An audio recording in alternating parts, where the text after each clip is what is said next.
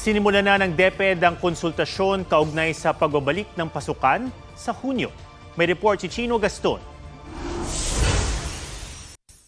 Sa tindi ng init noong tag-init, nahilot nawalan ng malay ang daang-daang estudyante sa iba't ibang paaralan sa bansa. Ang iba sa ilalim ng puno na nagklase. Ang kalbaryong yan ng mga estudyante tuwing tag-init ang dahilan kaya pinag-aaralan ng DepEd na ibalik ang pasukan sa Hunyo. Nang tumama ang pandemya noong 2020, naurong ang pasukan na dati Hunyo hanggang Marso. Nitong 2022 at 2023, Agosto sinimulan ang pasukan kaya may klase sa tag-init. Pero ngayong wala ng pandemya at nakita ang masamang epekto ng tag-init sa klase, sinimulan ng DepEd ang konsultasyon sa mga paaralan, guro, magulang at student leaders kaugnay sa pagbabalik ng dating school calendar.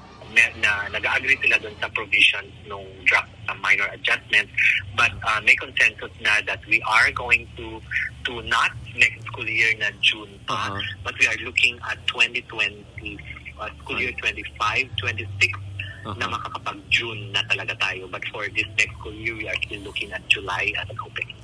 Sabi naman ng grupong Teachers Dignity Coalition, kailangang pag-aralang mabuti ang posibleng epekto ng pagbago ng school calendar.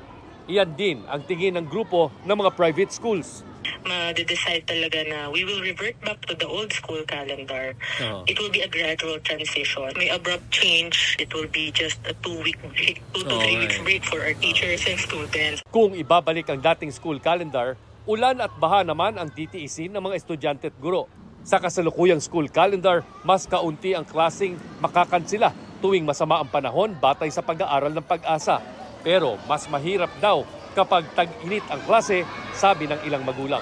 Nahihirapan po kami pag buwan ng tag-init. Kawawa yung mga bata eh. Kasi yun naman yung nakasanayan eh, 'di ba? Mas parang feeling ko mas convenient tapos summer ulit yung bakasyon, 'di ba? April and May.